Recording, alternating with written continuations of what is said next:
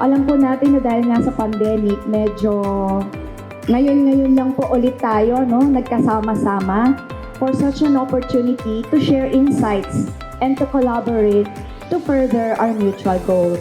This is an opportunity to give your feedback po sa mga GSIS programs and services po. Tayo po ay aktibong makinig para sa makabuluhan at produktibong pakikipagtalakayan. So once again, maginhawang umaga po sa ating lahat. Thank you.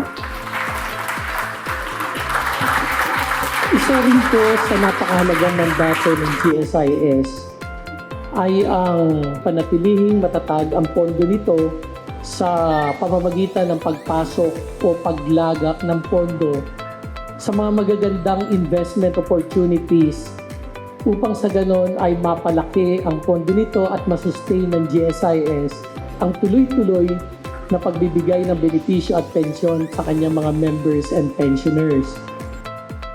That we always observe yung pong accountability, transparency, fairness, and risk management in all our dealings and transactions with our members, clients, and stakeholders.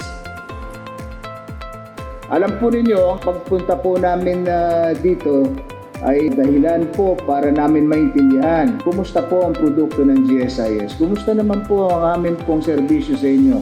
Alin pang mga serbisyo ang kailangan namin pong ma-improve at ano pa ang produkto ang pwede natin pong maibigay.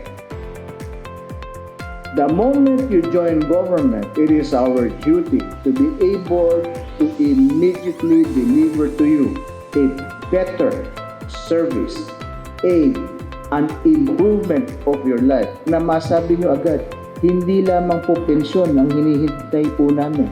The moment you're here, we would like to make sure that your lives improve.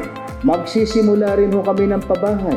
Parating ko pong binabanggit sa lahat na ang dignidad ng bawat nagsiservisyo sa gobyerno ay madadagdagan pag sila ay nagkaroon ng sarili nilang bahay. Sapagkat ang inyong GSIS ay nag-i-invest para po mabigyan ng tamang kabuhayan at maibigay po sa inyo, maibalik sa inyo ang serbisyo na nararapat sa pagsisikap at mga contribution ninyo. Yan po ang atin pong layunin. Mapabuti po ang buhay ninyong lahat. Dapat maramdaman po ninyo at maging proud kayo. Sumali ako ng gobyerno, pumuti ang buhay ko. Yan lang po ang masasabi ko. Magandang umaga po sa inyong lahat.